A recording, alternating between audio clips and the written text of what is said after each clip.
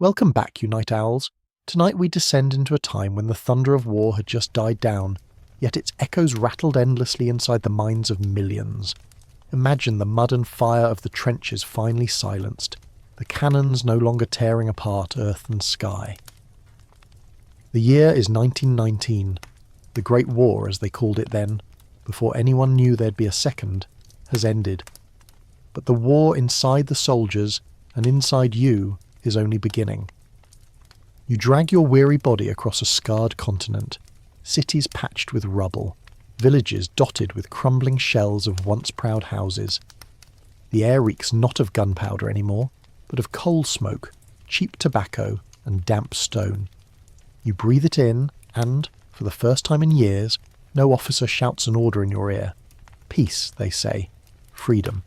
A chance to return to normal life. Yet normal feels like a dream too distant to touch. The nights stretch long, your memories stretch longer, and inside your chest beats the jittery reminder that something broke back there in the mud. You probably won't survive this new peace any more than you survived the war, so before you get comfortable, take a moment to like the video and subscribe, but only if you genuinely enjoy what I do here. And while you're at it, let me know in the comments your location and local time. I always find it fascinating to picture where in the world you're tuning in from. Now, dim the lights, maybe turn on a fan for that soft background hum, and let's ease into tonight's journey together. The journey doesn't start in a hospital or a tavern, it starts in your own head. You've come home, yes, but home isn't the same. The wallpaper in your childhood bedroom feels faded, the bed too soft, the silence too loud. Each time you close your eyes, you still hear boots squelching in the mud, still smell the iron tang of blood. Historians today would call it post-traumatic stress disorder. Back then, they called it shell shock or worse, cowardice. No one had patience for invisible wounds. Society expected you to button up your uniform, toss it in the chest, and go back to ploughing fields or running the factory machine like nothing happened. But you know better. The nights aren't quiet. They're ambushes. You jerk awake to ghosts screaming from the trenches. You mutter apologies to friends who aren't there anymore. Even in daylight, crowds in the marketplace blur into ranks of soldiers. Your heart lurches with every slammed door, every backfiring motor car. You're free of the war, but imprisoned in its memories. And then there's the pain. The very real ache in your legs where shrapnel bit. The stiffness in your spine from weeks spent huddled in muddy dugouts. The migraines from gas exposure that pulse like a ticking bomb. Doctors, well, what passed for doctors in overstretched, underfunded hospitals, were eager to provide something for that pain. And here's where the story turns towards smoke and syringes. You're handed a vial, sometimes with a Bayer label still crisp on the glass. Heroin, they called it. Yes, the same company that gave the world aspirin had once marketed heroin as a cough suppressant and remedy for morphine addiction. Irony practically dances a jig on that one. For you, though, it isn't irony. It's salvation. One little shot and the restless storm in your head softens into a haze. One swallow of the bitter powder mixed into water, and suddenly the body that felt like a heap of broken tools hums with a faint, deceptive ease. The newspapers say the war is over, but in taverns across Europe the real battle begins. Hundreds of thousands of men just like you step off the transport ships carrying invisible scars and, tucked in their pockets, prescriptions. Morphine for the wounds, heroin for the coughs, laudanum for the nerves. Pharmacies didn't yet carry the stigma. The chemist behind the counter sold it to veterans the way he sold aspirin to mothers with headaches. For a few coins, relief was yours, and relief was priceless. You learn quickly that the world outside doesn't want to hear about your nightmares. Neighbours nod politely but avoid your eyes when you stumble through stories of the front. Employers bristle when your hands shake too much to hold a hammer. Families pretend not to notice when you retreat into silence. But heroin doesn't judge. It wraps you up in a drowsy blanket and whispers, "You're safe, just for now." The first time you try it, you think it might really be a medicine. The second time, you realise you've begun to crave not just the pain relief, but the calm. By the third, you're already bargaining with yourself. Just until I can sleep, just to make it through the day. And all around you, others are doing the same. Cities swell with men like you, wandering aimlessly, pockets light, hearts heavier. In Berlin, cafes fill with cigarette smoke and murmured German slang for the new powders. In London, side alleys reek of cheap gin mixed with even cheaper heroin. In Paris, jazz bands play while veterans slump in corners, eyes glazed but toes still tapping faintly to the trumpet. The war scattered you across Europe like shrapnel, but addiction begins to gather you into its own kind of regiment, one without medals, without parades, without end. Mainstream fact: statistics show that after World War I, morphine and heroin abuse rose sharply across Europe, particularly among veterans. Governments hadn't yet figured out how to regulate the flood of opiates. Pharmacies, black market chemists, and even well-meaning doctors contributed to what would quietly become one of the first great drug crises of the modern era. Quirky tidbit: in some hospitals, heroin was literally stocked in little orange-flavoured lozenges, meant for children with coughs. You can imagine how that marketing decision aged. Imagine you, grizzled from war, buying the same candy-like cure that some doctor handed to a 10-year-old with bronchitis. The absurdity would be funny if it weren't so bitter, and historians still argue whether societies could have seen this coming. Was the crisis inevitable, given the mountains of morphine shipped to the front lines? Or was it the fault of blind optimism from medical companies, convinced they had discovered a miracle cure? Some point to the trauma of the trenches, others to the naivety of physicians. The answer, most likely, is both. But you don't care about the debates in journals or the speeches in Parliament. You care about the glass vial sweating in your palm, the powder dissolving into cloudy water. You care about the slow release of tension when the sting in your vein fades into warmth.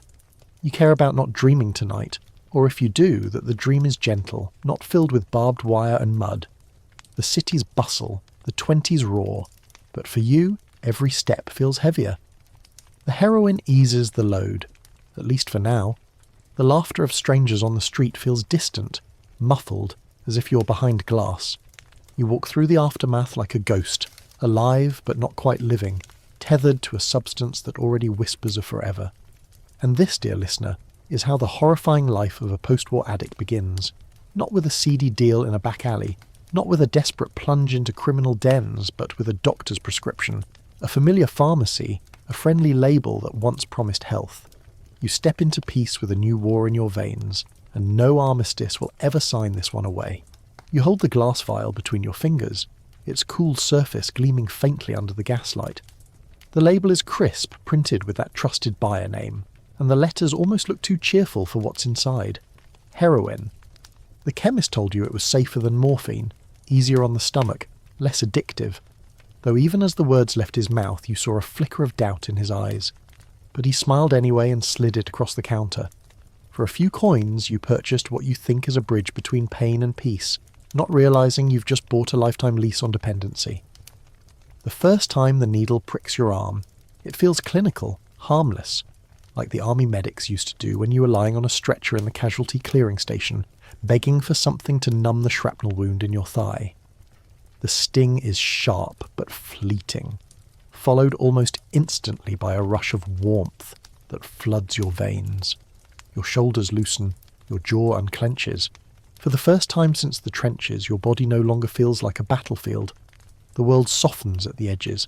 The light is less harsh, the noise is muffled, your mind cradled as if by invisible hands. It's as if someone has finally silenced the screaming in your skull. And yet, you know it's false. You know it deep down, because the war taught you that comfort always carries a hidden cost. Back in the trenches, a quiet moment usually meant artillery was being lined up just beyond the horizon. A dry day meant tomorrow's rain would turn the dugout into a swamp. So when the heroin settles in, you already suspect there will be a price to pay. But you're too tired to care. After years of mud and terror, you'd accept any lie that let you sleep without hearing the rattle of machine guns in your dreams. The newspapers call heroin a miracle of modern chemistry. You smirk at the word. Miracle. Such a polite term for something that feels like an ambush disguised as a lullaby. The company's advertisements once promised it would cure coughs and calm agitated nerves. There are even posters still lingering in some shop windows, with smiling mothers offering children spoonfuls of syrup laced with the very substance now coursing through your veins. The irony stings worse than the needle. You, the hardened veteran, share a bedtime tonic with children. But this first encounter feels so deceptively gentle. You rise from your chair with an ease you thought long gone, your limp less noticeable, the pressure in your chest softened. The streets outside seem less threatening, less crowded. For the first time, the clatter of horse carts and tram bells doesn't set your teeth on edge. You even manage to laugh at the sight of a dog chasing its tail in the alley. It's a fragile laugh, but it reminds you that laughter exists at all. You begin to wonder, maybe this really is medicine. Maybe you've stumbled onto the cure not just for your wounds, but for the gnawing despair that came home with you from the front. You tell yourself it's temporary, just until the nightmares fade, just until the pain in your leg heals, just until you find steady work. And doesn't the doctor say it's less addictive than morphine? Surely he wouldn't prescribe poison, not to the very men who fought to keep this country safe. But addiction rarely announces itself with a trumpet blast. It creeps. The second time you inject, it feels less like relief and more like necessity. The third time, you're already chasing the exact sensation of the first, though it never comes quite the same. Each dose soothes, yes, but never with the same innocent bliss. The warmth grows dimmer, shorter-lived, demanding more to achieve the same illusion. By the end of the week, you're not taking heroin to feel good anymore. You're taking it to stop feeling bad. Historians still argue whether the epidemic of heroin use after the war should be blamed on reckless pharmaceutical companies, or on the governments that stockpiled morphine and heroin during the conflict. Some suggest that without the trauma of trench warfare, addiction wouldn't have spread so quickly. Others argue the supply alone was enough to spark it. The debate continues in dusty academic journals, but for you, in this moment, the argument doesn't matter. The fact is simple. Your veins have been introduced to a new master. There's a peculiar fraternity among addicts, one you begin to recognise in the faces of men lingering around the chemist shop, waiting for the pharmacist to look away before slipping something extra into their pocket. You notice the tremor in their hands, the too bright eagerness in their eyes when a fresh shipment arrives. Some of them you even recognise from your regiment. You exchange nods, reluctant smiles, never speaking aloud the truth you both know. That this white powder has become your new commanding officer, and it brooks no disobedience. Mainstream fact. By 1920, heroin was still legally sold in many European countries and the United States, despite growing concern. Medical journals began to note its addictive potential, but regulation lagged behind. Only later in the decade did governments begin cracking down, too late for thousands already ensnared. Quirky tidbit. In Vienna, some cafes quietly offered special sugar for your coffee, little packets of heroin-laced powder that could be stirred into the drink. Patrons joked that the coffeehouse conversations grew more philosophical, though few admitted the price was a slow descent into dependency. As you return home after your first few uses, you catch yourself thinking about the powder before you even set down your coat. It's subtle at first, just a notion that life would be easier with a little more calm, a little more haze. The thought grows insistent, tapping at the back of your skull, whispering promises. The second needle wasn't your last, not by a long stretch. You recall how, in the army, you used to polish your rifle with ritual precision. Now you handle the syringe the same way. Careful, deliberate, reverent almost. Each preparation feels like a ceremony, each injection a sacrament. The battlefield has followed you home, transformed into a war fought beneath your own skin. And in this war, heroin has replaced the sergeant, barking silent orders you find yourself obeying without question. There are moments, short, fleeting, when you imagine walking away. You picture tossing the vial into the river, leaving the chemist's shop behind, reclaiming the steady rhythm of normal life. But then your leg throbs, your chest tightens, the whisper grows louder, and you know that leaving is not so simple. You've crossed a threshold you didn't even see. The comfort heroin gives you is false, yes, but in these early days it's still enough to trick you. You can still pretend you're in control, still tell yourself that tomorrow you'll stop, still believe the lie that this is just medicine. But each dose writes a deeper contract, inked in blood and craving, a contract that won't be easy to break. And so, you stumble into this new chapter, not realizing that the comfort you chase is the same rope tightening around your neck. Soft at first, but inexorable. Tomorrow will demand more. Tomorrow will demand everything. And the first needle, which felt like salvation, will reveal itself as the opening volley in a war you cannot win. You wake in the middle of the night, gasping for breath. The room is dark, silent, safe, and yet your mind doesn't know that. In your dream, you are back in the trenches, ducking as mortars screamed overhead, your boots sinking into the sludge of a water-filled dugout, You could hear the shrill whistle of an officer ordering you up and over, your heart hammering as you realised there was no cover on the other side. Then the explosion, the screaming, the sudden silence, followed by your body jerking awake on the thin mattress in your rented flat. The pillow beneath your head is damp with sweat. Your fists are clenched tight enough to leave crescents in your palms.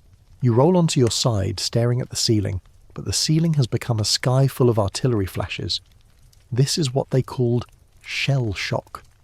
An invisible wound, one that no bandage could cover, no morphine could cauterize. You try to explain it to people, how certain sounds can snap you back into the battlefield, how the stench of rotting food in a garbage heap reminds you of corpses, how your stomach knots every time you see barbed wire around a construction site. But the listeners, when they're polite, just nod with distant eyes. When they're less polite, they mutter that you should be grateful you survived at all. Plenty didn't come home, they remind you, as if survival means you forfeited the right to struggle.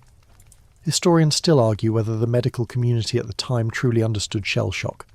Was it neurological, a physical misfiring of nerves rattled by constant explosions? Or was it psychological, a collapse of the mind under unrelenting horror? Some physicians swore it was cowardice, nothing more than weak nerves dressed up as illness. Others argued it was the only logical response to inhuman conditions. The debate's never resolved during your lifetime, and for you the question feels pointless. It doesn't matter why you tremble when a car backfires. It only matters that you do.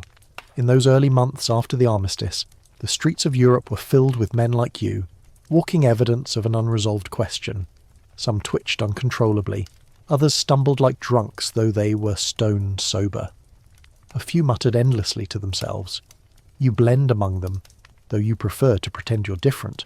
At least you keep your collar neat. At least you try to find work. At least you've discovered a little powder that makes the nights bearable. You measure time now not by calendars or paydays, but by doses. Morning, when the terrors of the night still linger. Midday, when your nerves shake from the tension of crowds. Evening, when loneliness arrives and memories grow teeth. Night, when sleep demands the soft deception of heroin's embrace. Each moment is a negotiation with the whispers in your skull. Each moment is weighed on the scale of whether you can hold out until the next dose. You try to attend gatherings with old friends.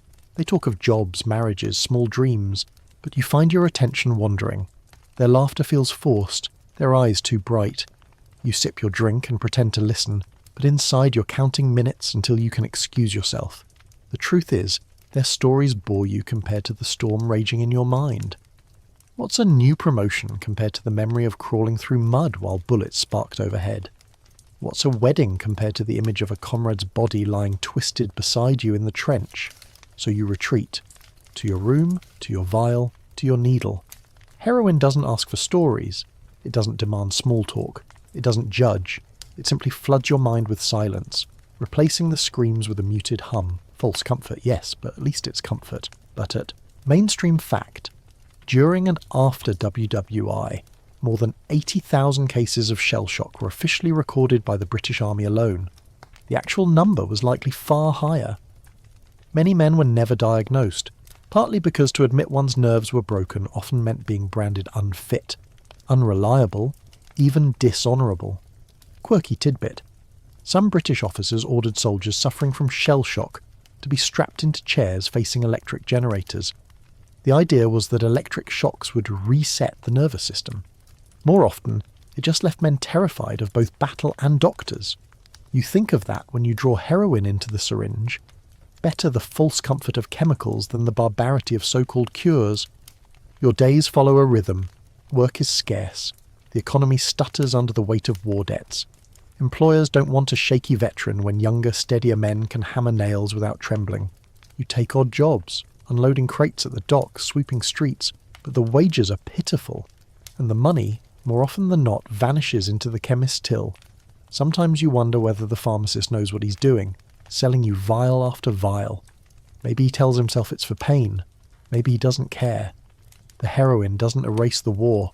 It just paints over it, a thin coat of pale whitewash over blackened walls. But every so often, the paint cracks. You'll be walking down the street when a child drops a tin can, the clang echoing like a grenade. Your knees buckle before you even realise what's happening. Passers-by stare. Someone chuckles. You flush with shame and hurry away, the craving already screaming for relief. Nightmares are the worst. The trenches return in high definition. You taste the grit of dirt between your teeth. You feel the squelch of mud that threatens to swallow your boots. You hear the low moans of the dying, begging for water. You wake up clawing at your own throat, convinced you're choking on poison gas. Sometimes you even cough violently, though there's nothing in your lungs but memory. Only the needle steadies you afterward, wrapping you in its narcotic embrace until the dawn feels less cruel. There are whispers of men who manage without drugs, who grit their teeth and bear the terror. You hear of veterans gathering in clubs, drinking pints and sharing dark jokes, leaning on each other like survivors clinging to wreckage. But you can't seem to do it. Their laughter feels too hollow, their camaraderie too fragile. The needle is simpler. It requires no conversation, no trust, no vulnerability. Just a vein, a plunge, and a sigh. Historians sometimes suggest that shell shock was society's first large-scale encounter with what we'd now call trauma. Before the war, people imagined soldiers as stoic machines. After the war, they could no longer deny the fragility of the human mind. But instead of compassion, many responded with suspicion or cruelty. Families whispered about weakness. Employers fired men quietly. Governments passed regulations but offered little treatment, and in the cracks of that neglect, heroin seeped in. You begin to realize you're fighting two wars at once, one against the memories and one against the creeping dependency of the drug. But the truth is, both wars have merged. Without the heroin, the memories destroy you. With the heroin, the dependency grows. Either way, you're losing ground. Sometimes you catch your reflection in a shop window. The man staring back looks older than his years. Shadows hang under his eyes. His cheeks are hollow. His uniform once fit proudly. Now his coat hangs loose. You remember the boy you were before the war and the man you thought you'd become afterward. Neither matches the ghost in the glass. Still you press on, one injection at a time, telling yourself you'll quit when the nightmares ease, when the tremors stop, when the world feels safe again. But the world never stops being dangerous, not in your mind, and so the shell shock never leaves. It lives in your bones, in your blood, in the trembling of your hands, and heroin becomes the only voice loud enough to drown it out. You wander into the city like a man searching for himself, though you know what you're really searching for is another vial. The war may be over, but the battlefield has shifted from muddy trenches to the cobbled alleys of Berlin, London, Paris, wherever men like you drift, caught between survival and oblivion. The posters plastered on walls promise jazz, dancing, new beginnings, but your eyes track instead the subtle signs. A glance exchanged between strangers, a shadowy figure waiting at a corner, the flick of a pocket knife to scrape powder. By now the chemist's shop feels too public. Too many times you've caught the raised brow of the pharmacist, the lingering pause before he hands over the bottle. Maybe he suspects, maybe he pities, or maybe he's just tired of veterans like you draining his shelves. In any case, you begin to learn where the real trade happens. Back rooms, smoke-choked taverns, alleyways that smell of rotting cabbage and coal smoke. Picture Berlin, 1920. The streets glow with electric lights. The cafes hum with intellectual chatter, and yet in the shadows you find another world. You push through a side door and descend into a cellar bar where the air hangs thick with cigarette smoke and sweet, acrid opium fumes. A piano plinks in the corner, a tune that wobbles like the patrons themselves. You sit, waiting for your contact, a man with slicked hair and a smile too wide to trust. He offers you a packet, neatly wrapped, no questions asked.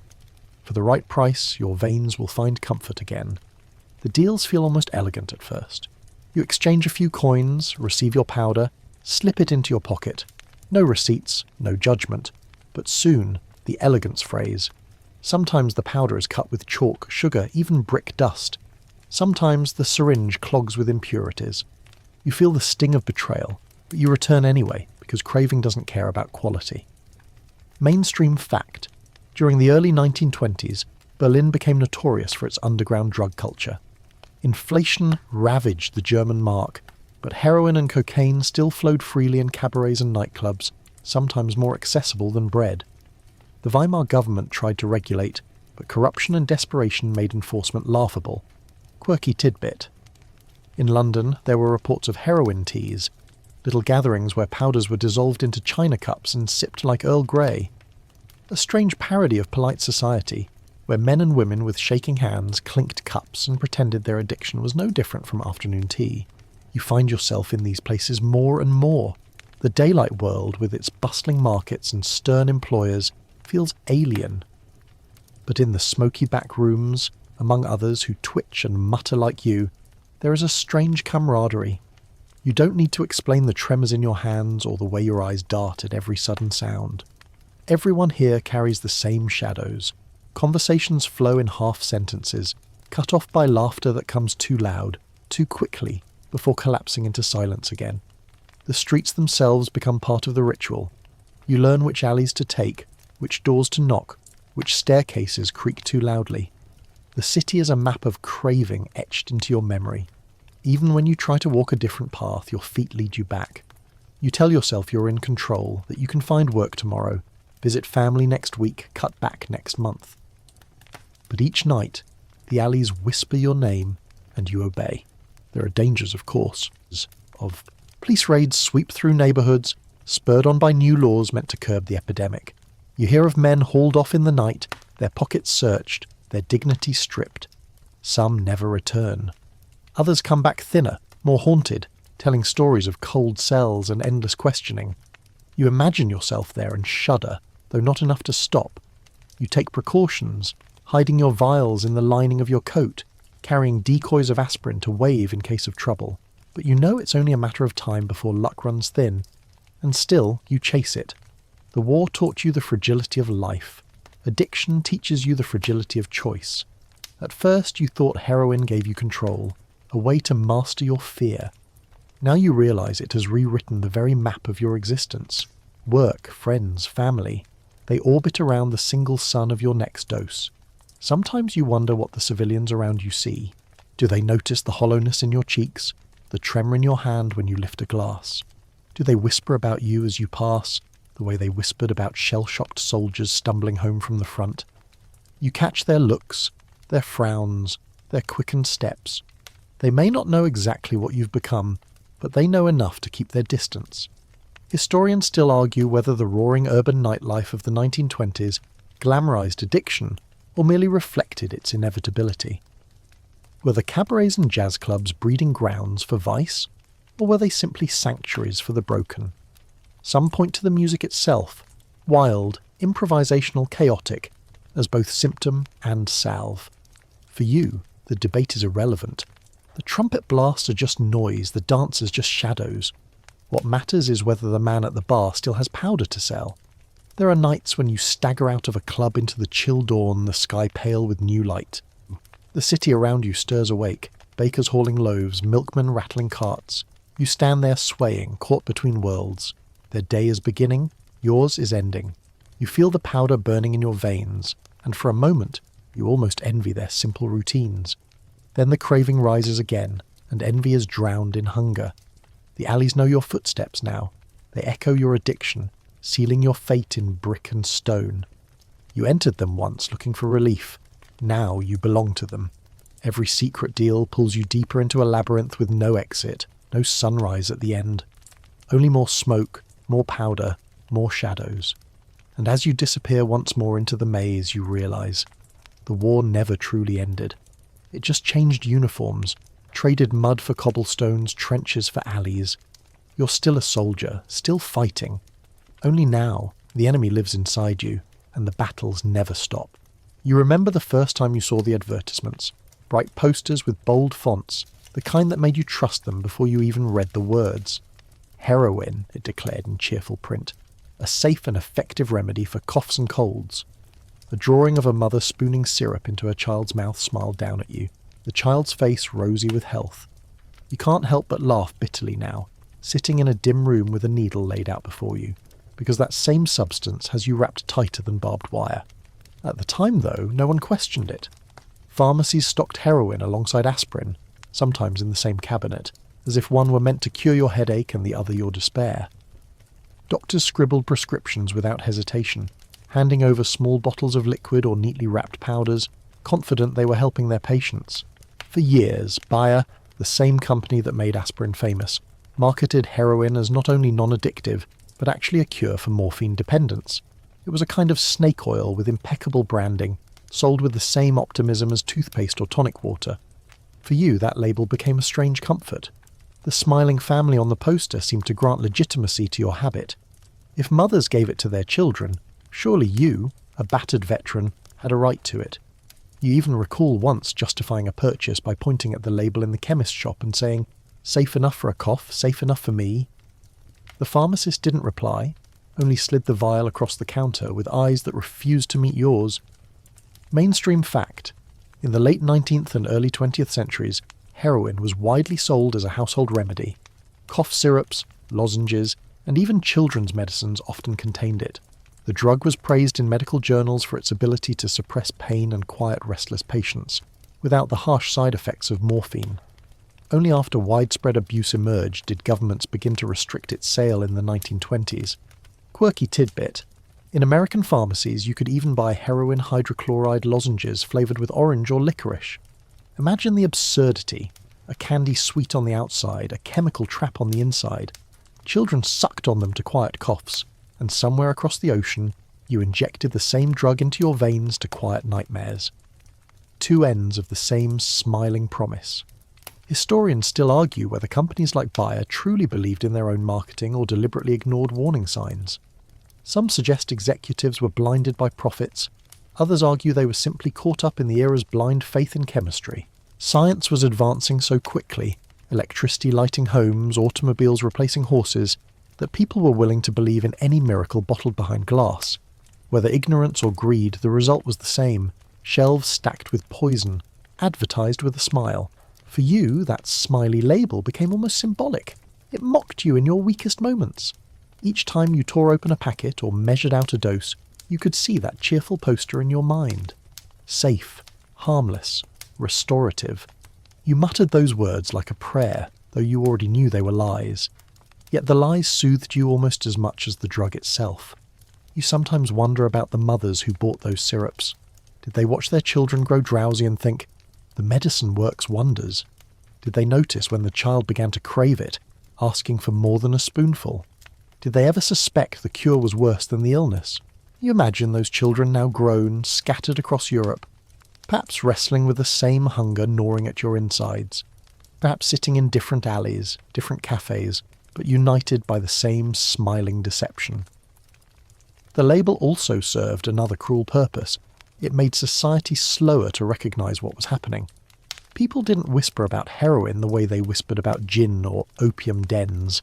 It wasn't a vice, it was a medicine. At least that's what they told themselves. So when you stumbled home glassy-eyed, trembling but calm, neighbours might have thought you were simply on something for your nerves. Respectable, prescribed, safe. The stigma hadn't yet caught up with reality, and for a while you managed to live in that gap, half shamed, half justified. But labels can't hide the truth forever. By the early 1920s, the tide began to turn. Governments noticed rising numbers of addicts. Medical journals began publishing accounts of patients who couldn't stop using. In 1924, the United States banned the sale of heroin entirely, though black markets thrived regardless. Europe moved more slowly, with restrictions tightening city by city. And yet, even as the official stance hardened, those posters lingered in shop windows, fading in the sun, their cheery promises peeling at the edges. You sometimes imagine tearing one down and carrying it with you, a relic of the lie that started it all. But then again, you don't need the paper to remember. The image is burned into your mind, bright smiles, bold letters, a promise of healing. It's there every time you reach for the needle, every time you chase the illusion of safety. And so, the medicine with the smiley label becomes your silent companion, whispering half-truths in your ear. It tells you you're not a criminal, not a failure, just a man taking what was once sold across counters to children. It soothes your shame, even as it deepens your chains. The label may have been printed in ink, but it rewrote the course of your life more indelibly than any battlefield order. The irony bites deepest on the nights when the craving feels unbearable. You clutch the syringe, feel the burn in your vein, and in that moment, just before the haze descends, you see the poster again. You hear the cheerful promise echoing in your mind. Safe, harmless, restorative. Then the world blurs, your body sighs, and the lie becomes your lullaby. At first, you believed you had found a perfect balance, a pinch of powder here, a careful injection there, and the world seemed manageable. The shadows of the trenches receded into the distance, the pain in your leg eased, and the noise of the city softened into a tolerable hum. But balance is an illusion with heroin. It's a tightrope stretched across a canyon, and you only realise the rope is fraying when you're already halfway across. The first warning sign comes when the usual amount doesn't work anymore. You measure out your dose with the precision of a soldier cleaning his rifle, expecting the same calm blanket to descend over you. Instead, the warmth flickers weakly, like a candle fighting against wind. Your jaw tightens. You double-check the powder, wondering if it was cut with chalk again. But no, the truth is simpler and more terrifying. Your body is already adapting, building walls against the invasion. What once felt like salvation now barely touches you. You try a little more, just a fraction. The effect returns, sweet relief, the silencing of the pounding memories, but not with the same intensity. And the next time, even that larger amount feels thin, stretched too far. So you add a little more again. Soon, your hands shake, not from fear or trauma, but from the arithmetic of addiction. How much you have left, how much it will take, how quickly you must find more. Mainstream fact, scientists and physicians now understand that heroin binds to opioid receptors in the brain, flooding it with dopamine and creating powerful euphoria. But the brain adapts rapidly, reducing sensitivity, forcing the user to consume larger amounts to feel the same effect. Tolerance is not a side effect. It is the mechanism of the drug itself, an inevitable escalation written into its chemistry. Quirky tidbit: some addicts of the 1920s swore by heroin holidays, deliberately stopping for a few days to lower their tolerance.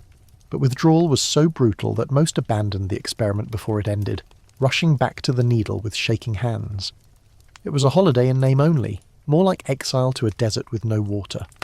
Historians still argue whether tolerance was fully understood in the early days of the epidemic. Some doctors recognised it quickly, documenting cases where patients needed ever-increasing doses. Others dismissed the reports as exaggerations or blamed weak wills rather than the chemical's nature. The lack of consensus left addicts like you trapped in a cycle no one around you could, or wanted to, explain. You begin to notice the toll in your daily life. The money you once stretched for rent and food now vanishes in days. You pawn trinkets, sell medals, trade jackets. Your room grows emptier with each passing week, stripped of possessions one by one, until only the bare essentials remain. But even then, the hunger doesn't relent. You learn to live with an empty stomach if it means your veins won't be empty too. The cravings are clever. They strike not only when you're low, but even when you're high. You'll feel the drug take hold, and yet a voice inside whispers, "More, just a little more." You obey, though the warmth dulls with each repetition. You begin to wonder if you'll ever feel that first rush again, the one that convinced you this was medicine rather than poison. That moment becomes a myth you chase, a mirage shimmering always just out of reach. Your body betrays you in other ways too. Your veins bruise and swell, refusing the needle. Your teeth ache, gums bleeding when you chew. Your skin grows pale, almost translucent, as if the drug is leaching the colour from your flesh. Still, you push forward, because the alternative, facing the world sober, raw, unshielded, is unthinkable. The thought of lying in bed with the nightmares unmuted, of walking the streets with your nerves exposed, is enough to send you running back to the alleys, to the dealers, to the powder. The arithmetic of doses becomes an obsession. You count, recalculate, hoard when you can, stretch when you must. Every coin is weighed against the measure of relief it can buy.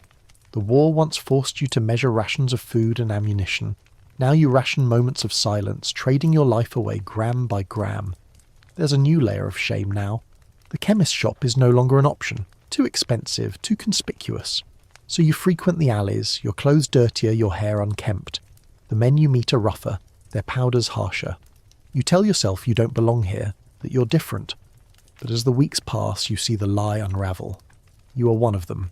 Your trembling hands, your darting eyes, your hollow cheeks, they mark you as clearly as a uniform once did. Tolerance builds not only in your body but in your soul. You grow accustomed to the lies you tell, the promises you break, the dignity you sacrifice. At first you felt pangs of guilt pawning your father's watch, but now it feels almost routine. At first you flinched at lying to a friend about why you couldn't meet him for dinner, but now the excuses roll off your tongue. The hunger smooths every rough edge of conscience, until even shame feels dulled. You notice too the way your circle narrows. Friends drift away, tired of your unreliability. Family stops inviting you to gatherings. Even fellow addicts vanish, lost to prison, to illness, to death. And yet, you remain, wandering the streets with a single purpose, to quiet the gnawing beast inside you. There are fleeting moments when you wonder what it would be like to stop. Perhaps you could endure the shaking, the sweating, the vomiting, the agony of withdrawal. Perhaps if you suffered through it long enough, the hunger would fade. But then you remember the nights in the trenches, when you endured until your soul nearly cracked. Why suffer again, when the needle offers peace? The logic is flawed, but craving makes a convincing argument. So you surrender. One dose becomes two become three, each one less satisfying than the last. You keep climbing, though the ladder has no top, only endless rungs leading higher into emptiness. You tell yourself you'll stop tomorrow, or next week, or after one last binge. But tomorrow always brings new hunger, and next week never comes. Tolerance builds, hunger grows, and somewhere, deep inside, you realize you're no longer chasing relief. You're just trying to outrun despair. The drug that once seemed like medicine has become the battlefield itself, and you are a soldier again, fighting a war you cannot win. You find yourself drawn to rooms that reek of smoke and sweat, where the air is thick with the laughter of people trying too hard, the tears of people who can't stop, and the sharp chemical tang of powder being cooked and shared. They call them flop houses, dens, hideouts, though to you they feel like bunkers, places where men and women gather to wait out the bombardment of life. You're no longer alone in your ritual. You're surrounded by ghosts who still breathe. The first time you step into such a room, you hesitate. The stairwell creaks under your boots.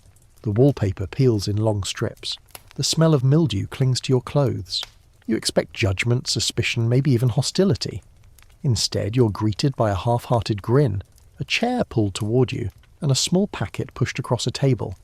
No questions, no introductions, only an unspoken recognition. Here, you're among your own kind. You study their faces. A young woman with dark hair and hollow cheeks hums an off-key tune, swaying as though she still hears a gramophone playing somewhere in the distance. An older man mutters war stories under his breath, repeating the same sentence again and again as if stuck in a loop. A boy barely out of adolescence lies on the floor, staring at the ceiling with pupils wide as saucers, whispering prayers to gods you're not sure exist. And then there's you, settling into a corner, the syringe in your hand gleaming like a talisman. The rituals vary, some heat spoons with matches, some roll powders into cigarettes, some inject with the same precision you've perfected. Each method is a doorway to the same illusion. You watch their faces transform, the tightness around the eyes easing, the laughter bubbling up, the silence settling in. You recognize it because you feel it too. Relief, even if fleeting, binds you all together. Mainstream fact: by the 1920s, heroin addiction was not confined to veterans. It spread through artists, musicians, students and labourers, creating pockets of subculture where users gathered in groups for comfort and safety. Berlin and Paris in particular became hubs of such communities, their cabarets and tenement rooms doubling as sanctuaries for the addicted. Quirky tidbit: in Paris, addicts sometimes nicknamed heroin La Fée Blanche, the White Fairy. They spoke of it as if it were an invisible companion, fluttering into their veins, carrying them away from sorrow. The nickname gave their suffering a strange, almost whimsical veneer, as though the destruction it caused could be excused as the work of a mischievous sprite. You've heard the phrase whispered in smoky rooms, and once or twice you've even muttered it yourself. Historians still argue whether these gatherings prolonged lives by providing community, or hastened deaths by normalizing use. Was it better to suffer alone and perhaps confront the truth sooner, or to suffer together and deepen the illusion that this was just another way of living? The answer shifts depending on which ghost you ask. For you, the company feels like oxygen. Alone in your room, the cravings gnawed with teeth sharp enough to draw blood from your soul. Here, surrounded by others, the hunger feels almost shared, diluted by laughter and stories. You listen to a woman describe her childhood as though it were a dream she once had. You nod along to a man detailing a scheme to pawn his father's violin for just one more packet. You even laugh, really laugh, when someone cracks a joke about how society fears you more than the war that broke you. The laughter, of course, is brittle. It collapses without warning into sobs, into silence, into fights. Someone always ends up shaking on the floor, their body demanding more than they have. Sometimes you pool resources, scraping together coins for a comrade in need. Other times, desperation pits you against one another. Friendships here are forged in powder and shattered by scarcity. Still, you keep returning. The loneliness of addiction is unbearable without company. When you share a room, a needle, a cigarette, you share more than chemicals. You share the knowledge that you're not the only one ruined. You're not unique in your descent. There's comfort in that, twisted though it may be. You notice patterns. Some arrive in suits, freshly pressed, still pretending they lead normal lives outside these walls. Others come in rags, long past pretense. Some are artists chasing inspiration, convinced the drug unlocks hidden creativity. They scribble poems and sketches while high, swearing they've glimpsed the divine. A few even achieve brilliance, though their brilliance burns fast and leaves ashes. Others, like you, are simply trying to survive the echoes of the war, their muses buried in the mud of Flanders. One night, you share a cigarette laced with heroin with a man who tells you he was once a pianist. His fingers still dance across invisible keys, even as they tremble with withdrawal. He speaks of concert halls filled with golden light, of audiences leaning forward in reverence. Now he plays for no one but the phantoms in his head. "The fairy took my music," he whispers, tapping his temple, "but she leaves me silence." And silence is better than screams. You nod, because you understand. Another evening you sit beside a woman who claims she worked as a nurse during the war. Her voice is sharp, bitter, as she recounts the rivers of blood she waded through, the endless lines of broken men she tried to mend. "We poured morphine into them like water into sand," she says. "It never filled the cracks." Now she pours heroin into herself, and the cracks gape wider with every dose. You want to comfort her, but what words could you possibly offer? You simply share your powder, and in return she shares her silence. In these rooms, time ceases to exist. Days blur into nights, nights into mornings. The shutters remain closed, the lamps dim, the air stale. You lose track of how long you've been there, how many doses you've taken, how many stories you've heard. Outside, the city roars on with jazz bands and political rallies, with protests and parades. Inside, you sit in limbo, a gathering of ghosts waiting for nothing in particular. Sometimes you wonder if these are your true comrades now, not the men you fought alongside in the trenches, but the ones who huddle with you in smoke-filled rooms. The war comrades shared danger and duty. These comrades share decay and denial.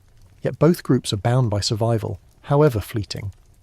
Both live with the certainty that tomorrow is never guaranteed. The company of other ghosts doesn't save you. It doesn't cure the hunger, doesn't erase the nightmares, but it makes the descent less lonely. And in a world that has already stripped you of dignity, of family, of peace, even the illusion of belonging is precious. You cling to it as fiercely as you cling to the needle. You leave the room at dawn, eyes red, body trembling, the faint echo of laughter still in your ears. The streets are wet with morning rain, the air cold enough to sting your lungs. People bustle past, clutching bread, heading to work, carrying umbrellas. You feel like a phantom drifting among them, unseen and unacknowledged. Yet you carry with you the memory of those faces, those voices, the broken chorus of a choir no one wants to hear, and you know you will return, because you are one of them now, a ghost among ghosts, alive only in the company of others who understand the hunger. You've grown used to the rhythm of backroom laughter, the hiss of flame under spoons, the whispered bargains passed from trembling hand to trembling hand. But the city has begun to notice. Whispers turn into rumours, rumours into speeches in Parliament, and soon the alleys that once felt safe begin to bristle with danger. Governments, embarrassed by headlines of rising addiction, decide to act. Suddenly the powder that was once sold openly in pharmacies becomes contraband. Suddenly you, a veteran who once carried a rifle for the state, are rebranded as a criminal. It begins with raids. The police descend without warning, boots pounding against staircases, truncheons clattering against walls. Doors splinter, lamps overturn, glass shatters. You jolt awake from your haze to see uniforms flooding the room, shouts filling the air. Hands grab shoulders, shove people against walls, drag them by their collars. The laughter dies instantly, replaced by the sharp sound of panic, scraping chairs, breaking windows, desperate footsteps. You've seen battlefields, but this panic feels worse, because here no one fights back. Here everyone scatters like rats from light. You clutch your packet, fumbling for a place to hide it. Some swallow their doses whole, choking as they try to erase evidence. Others fling vials out of windows where they shatter on cobblestones below. You shove yours into the lining of your coat and hope the officer's eyes skip over you. The search is brutal but quick. They aren't after every addict, only a show of force. They leave with a handful of prisoners, wrists bound, faces pale with shame. The rest of you sit in silence, staring at each other as the echo of boots fades away. Mainstream fact. Across Europe and North America, the 1920s saw a tightening of drug laws. Britain passed the Dangerous Drugs Act in 1920, restricting heroin to medical use only. In the United States, the 1924 Heroin Act outright banned it. Raids became a common tactic, especially in cities where underground markets flourished. Addicts were criminalised, often punished more harshly than treated. Quirky tidbit. In London, some addicts reportedly hid their stashes inside hollowed-out loaves of bread. One baker was even arrested after police discovered his shop doubling as a storage space for contraband. The absurd image of policemen breaking open loaves in search of white powder would almost be comical, if not for the desperation behind it. Historians still argue whether these raids were effective deterrents or merely theatrical performances. Did they actually curb addiction, or did they push it further underground, making the trade more dangerous and the drug itself more adulterated? Some argue the raids created more crime, forcing addicts into theft and smuggling. Others insist they were necessary steps to protect society. The truth, as usual, lies muddled between intentions and outcomes. For you, the raids plant a new seed. Fear. Not just fear of withdrawal or of running out, but fear of exposure. Once you could move through the city anonymously, another tired face in the crowd. Now every policeman's glance feels like an accusation. You lower your head when you pass patrols, hide your hands in your pockets, quicken your steps. The alleys that once promised refuge now feel like traps. The shame grows heavier than the fear. When a man is dragged into custody, the newspapers print his name. Employers read those names. Families see them. Neighbours whisper. You hear of veterans disowned, wives filing for divorce, children sent away to orphanages. The stigma is as brutal as the sentence. You imagine your own name in bold type, and your stomach knots tighter than any craving ever could. The raids change the atmosphere in the dens. Where once there was laughter and camaraderie, now there is paranoia. Doors are double-bolted, windows shuttered, passwords exchanged at thresholds. Conversations grow hushed, every newcomer eyed with suspicion. You find yourself wondering if the man beside you is a fellow addict or an informant. Trust, already fragile, fractures completely. And yet the hunger doesn't care. Fear of prison is sharp, but withdrawal is sharper. You tell yourself you'll quit, that the risk is too high. But the moment the sweating starts, the trembling sets in, those resolutions crumble. You would risk anything, reputation, freedom, even life, to silence the gnawing ache inside your veins. One evening, you stumble home to find a crowd gathered outside a building across the street. The police have raided again, dragging out a man you recognise. He was in the den with you only last week, laughing through his tears. Now his wrists are bound, his head hung low, the crowd jeers. Someone spits. You feel the spit land on you too, though you stand hidden in the shadows. It isn't just him they condemn, it's all of you. There's an uglier truth beneath the shame. Part of you feels relief that it's him and not you. Part of you feels grateful that his name will appear in the paper while yours remains hidden. Survival, even in addiction, breeds selfishness. And the shame of that thought lingers long after the crowd disperses. Society has decided what you are now. Not a veteran, not a patient, but a criminal.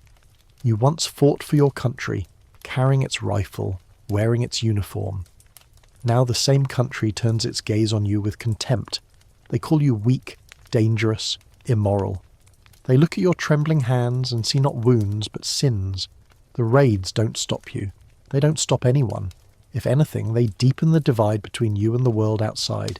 Each uniform that storms a den, each newspaper headline that brands another addict pushes you further into the shadows.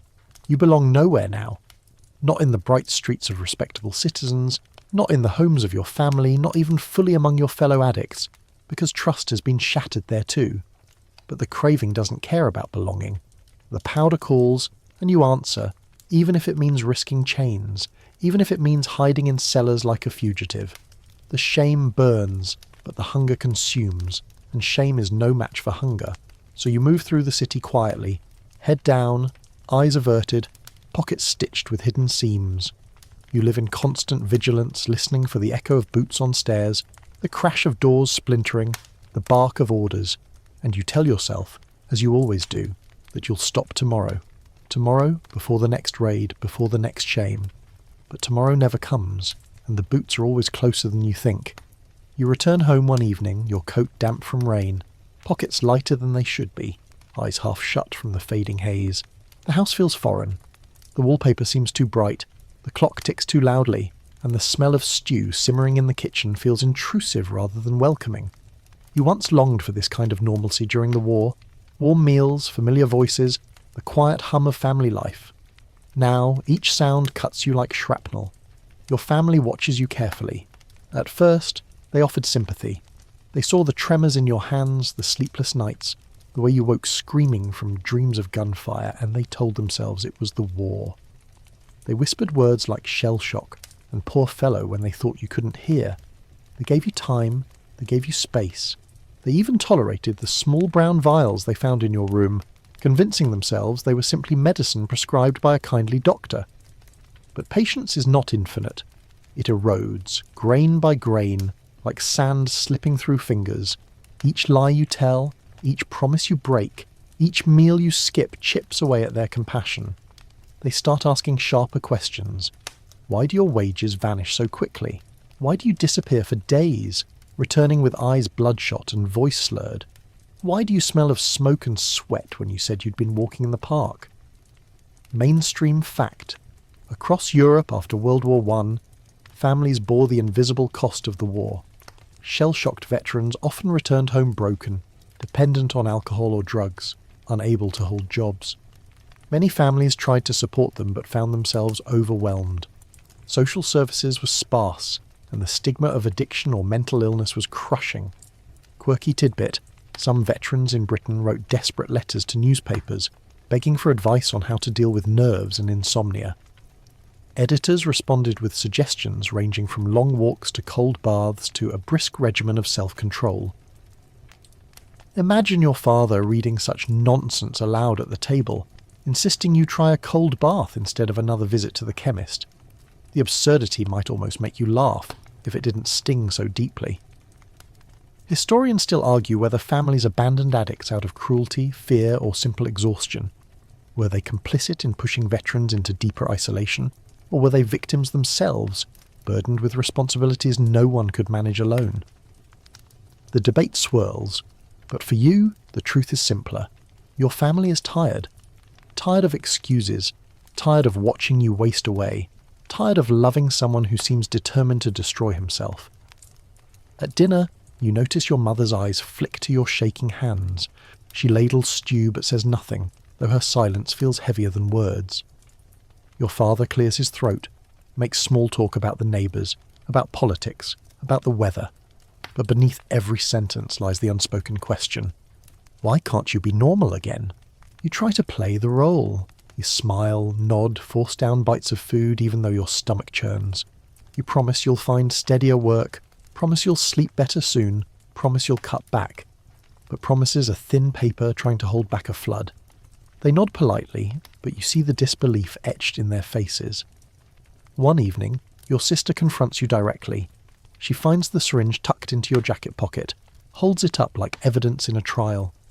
Her eyes brim with tears, but her voice is firm. You're killing yourself, she says, and you're killing us with worry. You reach for excuses, pain, nightmares, the doctor's recommendation. But even as you speak, the words sound hollow. She shakes her head, places the syringe on the table and walks away. You don't follow. You don't know how. The house grows colder, not in temperature but in tone.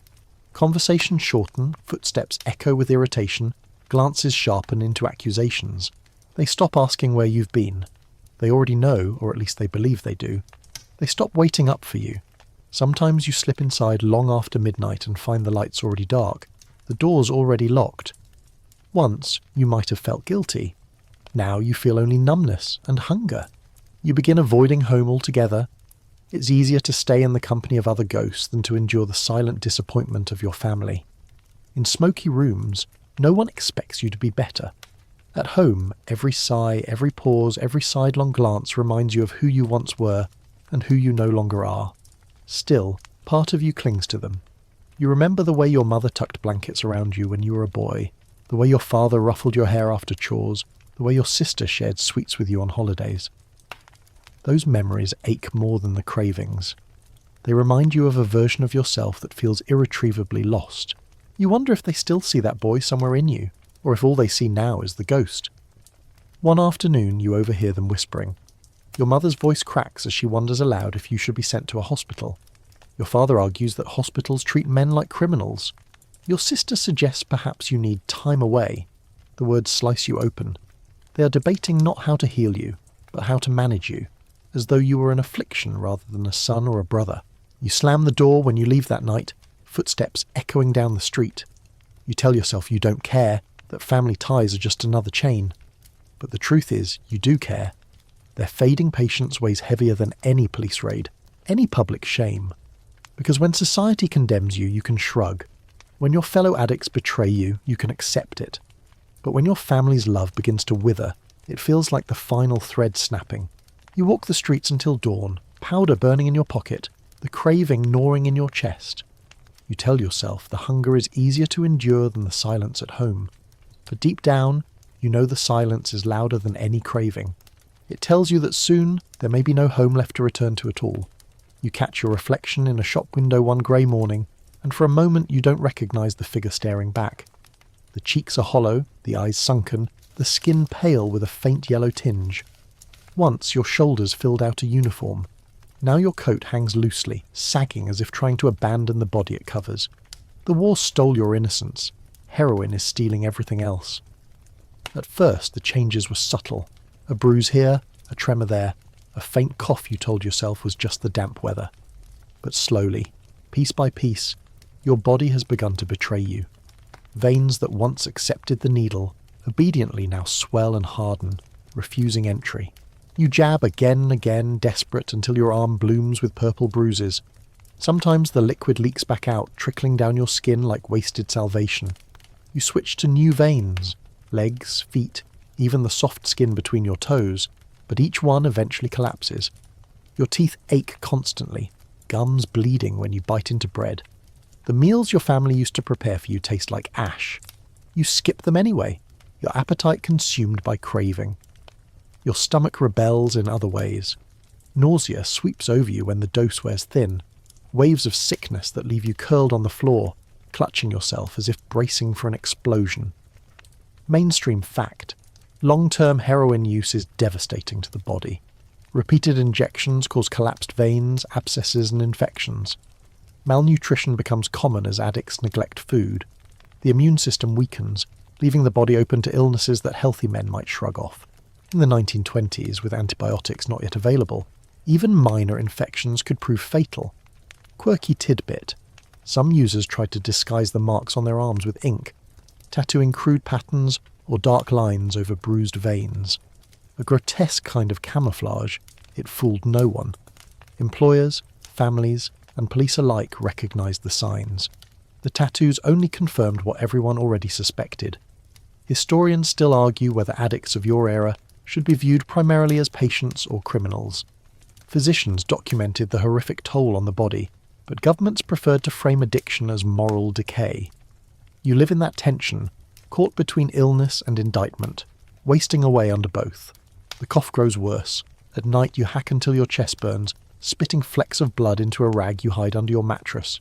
Each gasp feels like inhaling poison gas again, lungs tearing at the seams. You tell yourself it's temporary, that once you rest it will ease. But rest never comes, not without the needle. Your skin changes too. It grows clammy, cold to the touch, sometimes slick with sweat that beads even when the room is cool.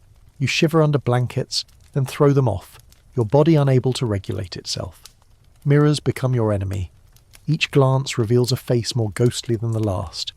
You hear whispers of others who have succumbed, men found in alleys, women discovered in rented rooms, bodies wasted to skeletons.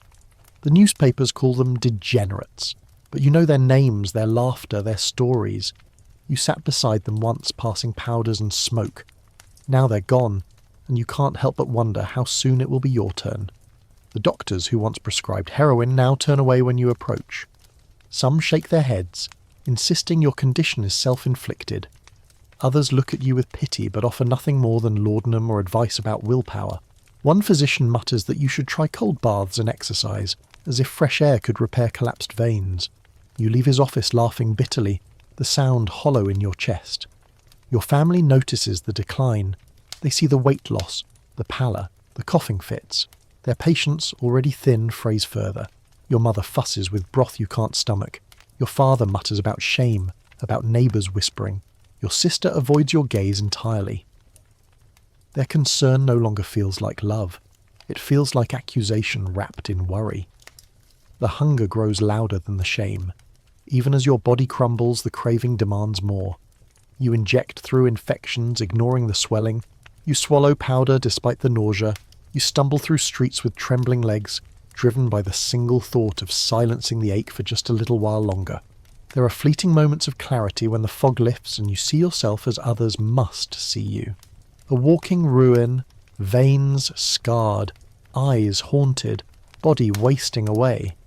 In those moments you swear to stop, to claw your way back before it's too late. But the clarity never lasts. The next wave of sickness rolls in, and you crawl back to the needle begging for relief.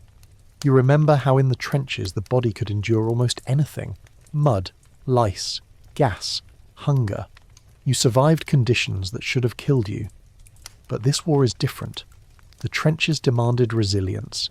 Heroin demands surrender. Each dose chips away at strength you once thought endless. Each day leaves less of you to fight back. You cough again, blood staining your handkerchief. You shove it into your pocket before anyone sees. The streets blur as you walk, dizziness washing over you. Somewhere inside, you know your body is not infinite. It is a resource draining faster than your coins, faster than your courage. And yet, the hunger drives you on, heedless of the collapse. The body begins to crumble, yes, but what frightens you more is the realization that you no longer care. So long as the powder quiets the screams in your head, you will let the shell fall apart around you. You are a soldier once more, but this time you march not toward victory, but toward erosion. And there is no armistice waiting at the end of this campaign. It starts with something small, just a missed meeting in the alley, a chemist whose shelves are bare, a dealer who swears the next batch won't arrive until morning. You tell yourself you can make it one night. After all, you survived 4 years of war on rations thinner than paper. You've endured worse, or so you think. At first it's just restlessness. You toss on the mattress, sheets tangling around your legs. You sit up, then lie down again, then sit up once more, as though some invisible force keeps rearranging you. Your hands twitch, your feet kick against the floorboards. The clock ticks louder than artillery. You close your eyes but find no peace. Then the sweating begins. Beads form on your forehead, trickling down your temples. Your shirt clings to your chest, soaked in minutes. You throw it off, gasp for air, but the room is cold and your body insists it's on fire. The chill seeps into your bones, yet you shiver even as sweat pours. You rub your arms, teeth chattering, skin slick. The cramps hit next. Your stomach knots like barbed wire, wrapping tighter with each breath. You fold in half, clutching yourself, rocking as if motion might trick the pain into leaving. Waves of nausea rise and you stagger to the basin, retching until nothing remains but bile and shame. You rinse your mouth, but the taste lingers, metallic and bitter. Mainstream fact: heroin withdrawal is notoriously brutal. Symptoms include sweating, chills, nausea, vomiting, muscle cramps, diarrhea, anxiety and insomnia. Though not usually fatal, the agony drives many addicts back to use within hours. In the 1920s, With little understanding of withdrawal, sufferers were often dismissed as weak-willed rather than recognised as enduring a physiological storm. Quirky tidbit: some addicts of the era swore by hot mustard baths as a cure for withdrawal, sitting in scalding water laced with powdered mustard to sweat out the poison. The practice left skin raw and lungs choking on fumes, but desperation made anything seem worth trying. You once attempted it yourself, only to crawl out of the tub coughing, your cravings unshaken. Historians still argue whether early clinics' refusal to ease withdrawal was cruelty or conviction. Many doctors insisted the agony was necessary for moral reform, while a few argued it only ensured relapse. The clash between punishment and compassion echoed through policy, leaving patients like you caught in the crossfire. By midnight, your muscles ache as if you've marched miles with a pack strapped to your back. Every joint throbs, every tendon screams. You writhe on the bed, begging silently for the relief of a dose. The hunger is not just in your veins, it's in your bones, your breath, your very skin. You scratch at your arms until welts rise, as though clawing might release the ache trapped inside. The nightmares come even though you're not asleep. You see trench mud filling the room, rising up to drown you. You hear the whistle of shells louder than ever, though the window is closed. You blink, but the visions cling to the corners of your sight. Phantoms conjured not by memory alone, but by withdrawal clawing at your brain. You pace the floor, back and forth, muttering promises to yourself. Tomorrow I'll stop. Tomorrow I'll find work. Tomorrow I'll be different. But each promise cracks the moment you picture the syringe, gleaming like salvation. You press your forehead to the wall, sweat dripping, heart racing, certain you'll die if morning doesn't bring relief. The hours stretch like years. The war taught you that dawn could feel like eternity away, that the black sky mocked your suffering. Tonight feels the same. You check the clock again and again, certain it must be nearly morning, only to find minutes have crawled by. You curse the hands of time, curse the city, curse yourself. By 3 a.m, despair has settled into your marrow. You rummage through drawers, desperate for any scrap of powder you might have overlooked. You shake out your coat pockets, tear apart your mattress, even lick the inside of an empty vial. The humiliation burns, but the hunger is worse. You imagine breaking into the chemist's shop. Imagine pawning the last object you own. Imagine begging strangers in the street. Nothing feels too low, too shameful, too dangerous. Anything would be better than this. You collapse finally into a heap on the floor, trembling so hard your teeth chatter like castanets. You press your knees to your chest, rocking. You think of men who endured torture during the war, men who held their secrets against enemy interrogators. You wonder if this is worse. At least their pain had purpose. Yours feels senseless, a punishment with no crime beyond needing. The dawnlight creeps in at last, pale and indifferent. Your body is exhausted, wrung dry, but the hunger still gnaws. You drag yourself upright, staggering toward the door. Pride, shame, promises, all dissolve into a single mission: find relief. You step into the street, eyes scanning desperately, mind already calculating who might have supply, what you might sell, how far you'll go. You swore to yourself you'd endure one night, but the night has endured you instead, breaking you open, stripping away the illusion of control. Now you understand the truth. Without the dose, you're nothing but raw nerves and howling need, and tomorrow, or the day after, you will face this again, unless you surrender first, and you know you will, because one night without the dose is worse than the war itself, and the only armistice left is in a vial. You never thought you'd see the day when you'd pour through your own belongings like a thief in someone else's house. Yet here you are, pulling open drawers, shaking out pockets, patting down coats, searching for coins that aren't there. Hunger sharpens the eye. A coin under the bed frame glints like treasure. A pawnable trinket suddenly feels like salvation. It doesn't matter if the trinket belonged to your father, your mother, your childhood self. In the face of craving, sentiment becomes kindling, burned away for a spark of relief. The first time you sell something, it almost feels practical. Your military medal, bronze, dulled with age, still carrying the faint scent of polish from ceremonies long past. You place it on the counter at the pawn shop, and the man behind the glass barely glances at it. He offers you a few coins, far less than you expected. You hesitate, throat tightening with shame, but then the craving stirs, reminding you that the medal isn't worth pride if your veins are empty. You take the coins, walk straight to the alley, and exchange them for powder. Relief floods in, and the guilt recedes. For now. The next week you sell your father's watch. The pawnbroker asks no questions. Then your coat, the one your mother sewed patches on during winter. Then a pair of boots, worn but serviceable. Soon your room looks barren, the corners stripped of memories. You live in emptiness, but your pockets briefly jingle with enough to feed the ghost inside you. Mainstream fact. Studies of interwar Europe show that many addicts turn to theft and pawning possessions to support their habits. Police records reveal a surge in petty crime tied directly to drug use. Stolen coats, missing jewellery, even loaves of bread. Addiction blurred the line between survival and criminality. Quirky tidbit.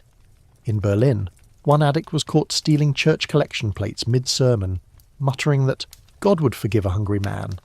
His arrest made headlines, a cautionary tale of how low addiction could drag a soul. You once chuckled at the story, until you realised you were only a few steps away from the same disgrace. Historians still argue whether these desperate crimes were proof of addiction's moral decay or evidence of society's failure to provide treatment. Was the thief a sinner or a patient, a criminal or a casualty? You don't care about the verdict. All you know is that hunger can turn virtue to dust. Soon, pawning isn't enough. You begin eyeing things that don't belong to you. At first it's small, an apple lifted from a market stall when the grocer turns his back. Then a loaf of bread tucked under your coat. Then a wallet half hanging from a drunk's pocket in the alley. Each theft fills you with terror at first, heart pounding like shellfire, but the relief afterward drowns the fear. The first time you're caught, it's almost laughable. You snatch a loaf too clumsily, and the baker's hand clamps down on your wrist. He curses, shouts, threatens to call the constable. You beg, you plead, you even offer to work off the debt, but your shaking body betrays you. He sees the sweat, the tremor, the hollow eyes. He lets you go, not out of kindness, but out of disgust. You stumble away, loafless, but with your craving burning hotter than ever. You swear you'll stop. You tell yourself you're still better than those who steal from friends, who lie to their families, who betray trust for a dose. But soon, you cross that line too. You borrow money you'll never repay. You slip coins from your mother's purse when she's not looking. You break promises with the ease of breathing. Each act chips away at what remains of your dignity, but the powder smooths over the guilt.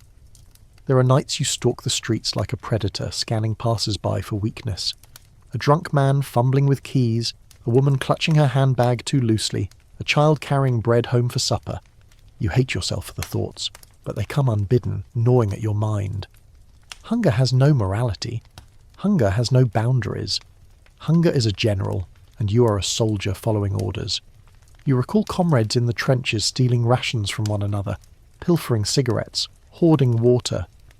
Desperation stripped them of comradeship then, just as addiction strips you of humanity now.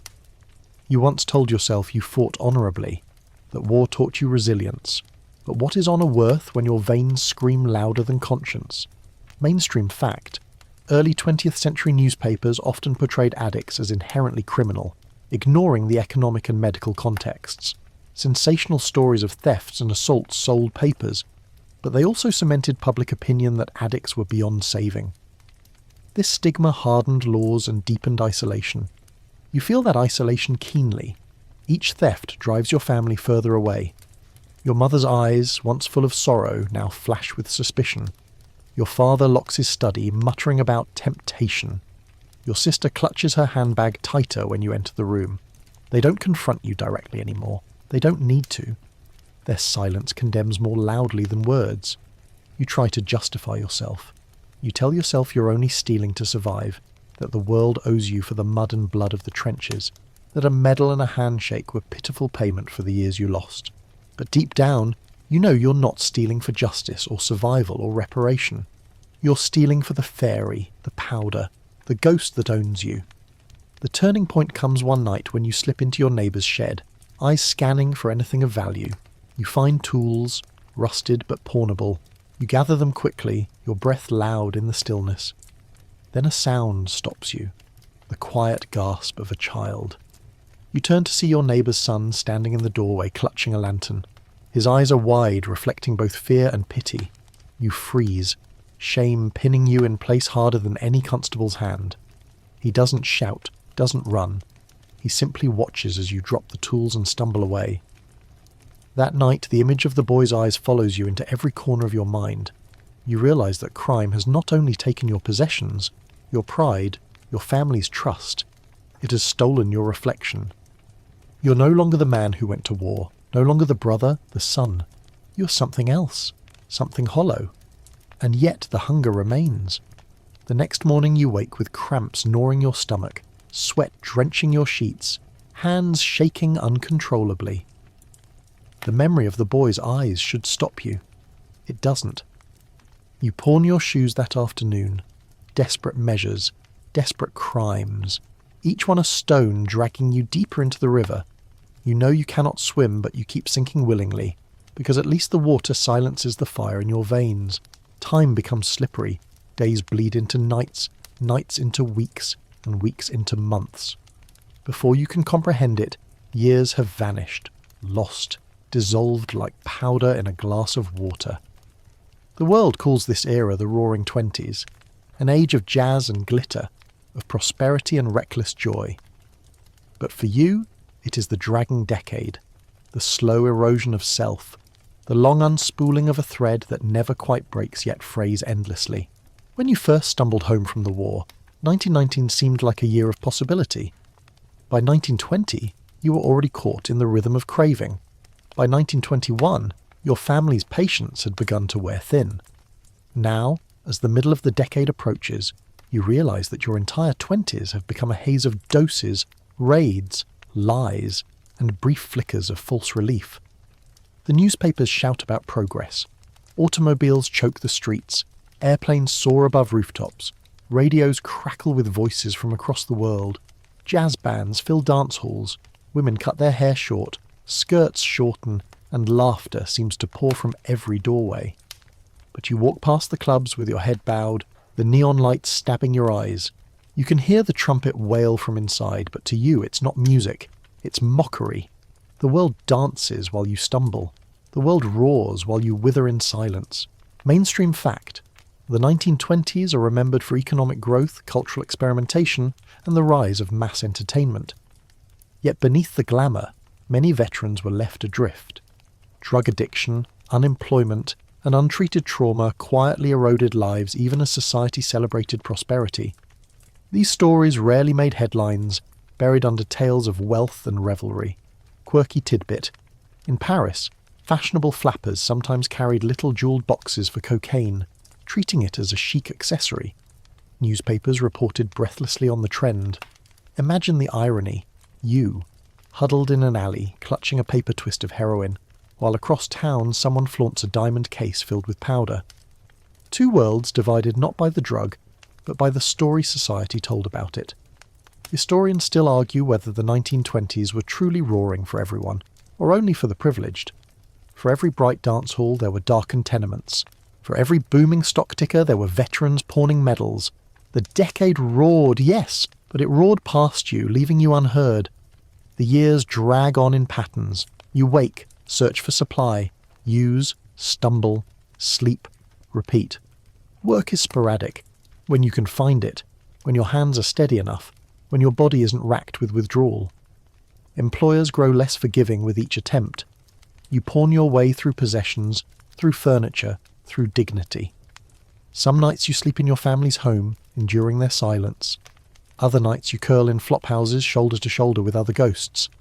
Always the hunger dictates where you go, what you say, who you trust. Your body shows the toll more clearly now. You're thinner, weaker, coughing constantly. Abscesses scar your arms, your veins collapse, forcing you to seek new ones in strange, painful places. Your skin itches with infections. You're no longer surprised when acquaintances fail to recognise you on the street.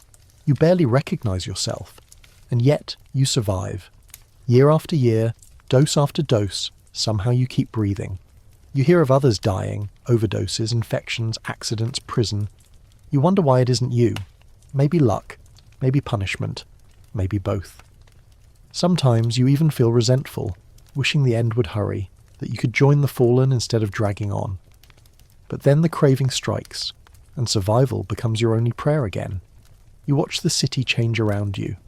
New buildings rise, streets bustle with automobiles honking, young men in sharp suits laugh as they pass. Women with bobbed hair and painted lips stroll confidently, cigarettes dangling from fingers. Children run, shouting in the streets, chasing new toys. The world is moving forward. You are not. You're frozen, trapped in the mud of 1917, chained by a powder that promises escape but delivers only stasis. Your old comrades are hard to find. Some went on to work, to families, to lives that managed to grow despite the war's shadow. A few joined you in addiction, though many of them are gone now. When you do see an old face in the crowd, you hesitate to approach. What would you say? Hello, I survived, but only to lose myself in syringes and pawn shops. Better to let them pass, to remain unseen. The decade stretches on like a trench, muddy, endless, indistinguishable from itself. There are brief sparks, of course, a song that stirs something deep in you, a sunrise that paints the city gold, a child's laugh that cuts through the fog. For a moment you glimpse the world you've lost, but the sparks fade quickly, smothered by the ever-present hunger. Mainstream fact. Even as laws tightened and supplies grew harder to obtain, black markets adapted. Smugglers trafficked heroin across borders, hidden in crates of goods. Police forces raided dens but rarely stemmed the tide. For addicts, scarcity didn't mean sobriety. It meant riskier deals, dirtier supplies, and deeper desperation. You feel the risks in your body. The powder is harsher now, cut with unknown substances. Sometimes it burns differently, leaves you coughing, your veins inflamed. But you take it anyway. The alternative is unthinkable. As the 1920s march toward their end, the world seems to swell with energy. Art, invention, roaring markets. You remain in the shadows, dragging yourself from one dose to the next. You've aged beyond your years, though the calendar says you're still young. Your 20s were supposed to be years of strength, of building, of living. Instead, they've been consumed by craving, each day identical to the last. Historians will remember the decade as a time of freedom, prosperity, indulgence. But you know another version of the story. For you, the 1920s are not roaring. They are suffocating. They are the slow drowning of a man who once thought survival was victory, only to learn that survival can be its own prison. The lost decade drags on, and you, shackled to the ghost in your veins, march through it step by step, waiting for a dawn that never truly comes. By now you know the rhythm of condemnation. Newspapers splash headlines warning of degenerates, fiends, moral decay. Politicians thunder about protecting youth, about stamping out the scourge of drugs that threaten to rot the nation from within. Preachers in pulpits wag their fingers, shouting that you are a sinner, that every puff of smoke and prick of the needle drags your soul closer to damnation. You walk past posters depicting skeletal figures hunched in alleys, cautionary caricatures meant to frighten respectable citizens, and you realise with a bitter twist that you are one of those caricatures, though less skeleton, more stumbling ghost. And yet in the same breath you hear the trumpet blare from the jazz clubs, see the smoky glamour of cabarets, watch fashionable artists boasting about their chemical inspirations. The same society that damns you in daylight whispers its fascination at night. Wealthy socialites dabble in powders at parties. Musicians sing about chasing a high, calling it muse or inspiration. Dancers whirl through clouds of smoke, their laughter painting intoxication as sophistication. The world that shuns you by day secretly covets what destroys you by night. Mainstream fact.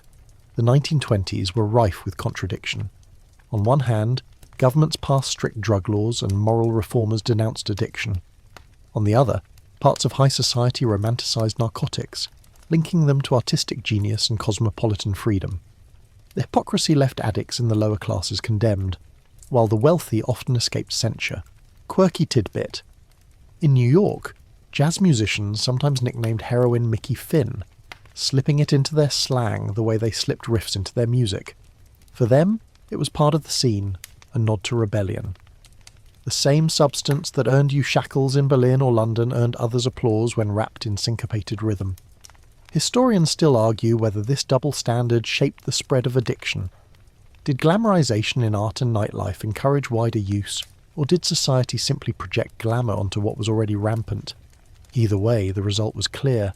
One group painted as monsters, another as daring bohemians, and you, standing in the gutter, knew which group you belonged to. You feel the sting of this hypocrisy keenly.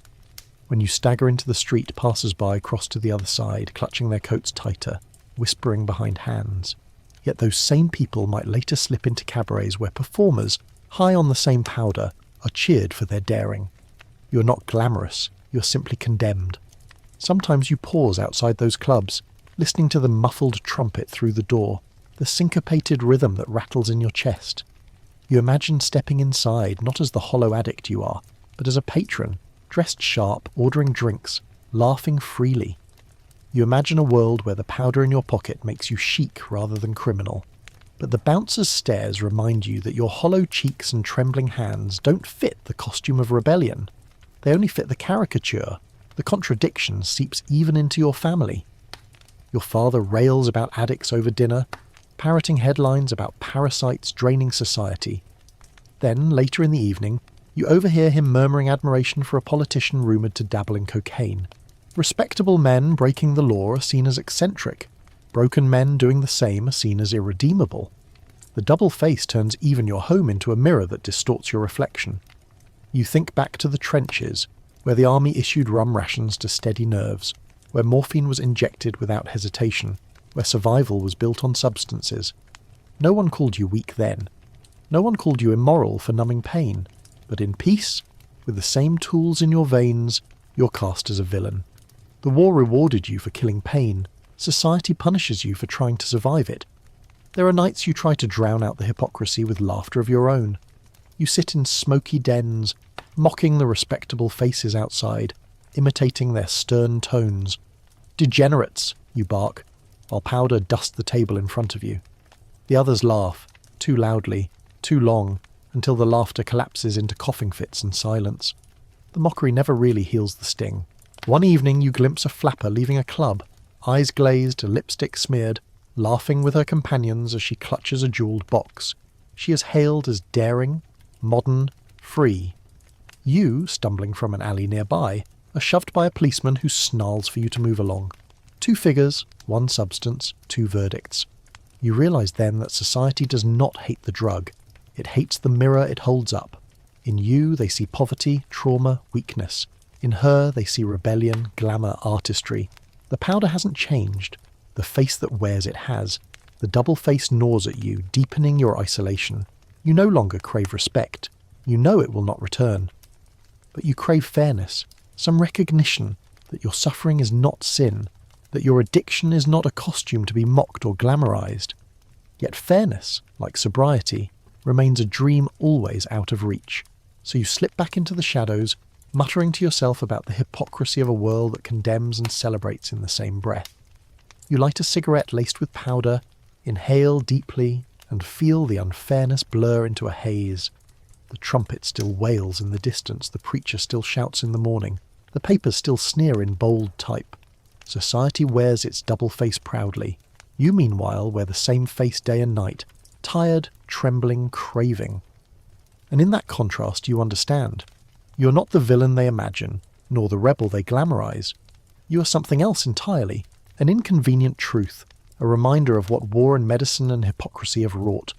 And that, perhaps, is why society prefers you invisible. Eventually, someone in your family insists you try a cure. Maybe it's your mother, clutching your arm with trembling hands, begging you to see a doctor. Maybe it's your father, not with pity, but with an ultimatum. Or perhaps it's your own flicker of clarity, a desperate thought that maybe, just maybe, there is a way out. Whatever the reason, you find yourself standing before the tall doors of a clinic, its sign promising recovery, health, redemption. You step inside and the air smells of antiseptic and cold stone. The nurse greets you with a thin smile, the kind that looks like it's been practiced more times than it's been meant. She doesn't see you as a patient. She sees a problem to be contained. You're led down a corridor where doors slam like prison cells, where moans and shouts echo faintly from other rooms. Your stomach tightens. You survived the trenches. But can you survive this? The treatment begins brutally. They take away everything: powder, syringe, pipe, even scraps of tobacco. They lock you in a bare room with a cot, a basin, and walls that echo your cries back at you. Cold turkey, they call it. As though stripping your body of its torment were as simple as plucking feathers. The first hours are manageable: sweats, cramps, gnawing hunger. But soon the storm arrives. You thrash on the cot, muscles seizing, joints burning. Vomit fills the basin until there's nothing left to give. Your skin crawls as if insects are burrowing beneath it. You claw at your arms until they bleed, desperate to peel away the invisible swarm. The nurse enters occasionally, not with medicine, but with a towel and a scowl. She mutters words like discipline and self-control. You want to shout that this is not weakness, it is war, but your voice fails between spasms. Mainstream fact. In the 1920s, addiction clinics often relied on harsh methods. Treatments ranged from forced withdrawal to ice baths, starvation diets, and even electroshock. Few doctors understood the physiology of addiction, and most believed moral fortitude was the true cure. Success rates were abysmal. Relapse was almost inevitable. Quirky tidbit. One American asylum experimented with purification through lettuce juice, forcing addicts to drink endless glasses of the liquid while enduring withdrawal. It produced nothing but green-stained vomit. Imagine lying on the floor retching lettuce while the doctor scribbles notes about your progress. Historians still argue whether these clinics were acts of cruelty or misguided attempts at healing.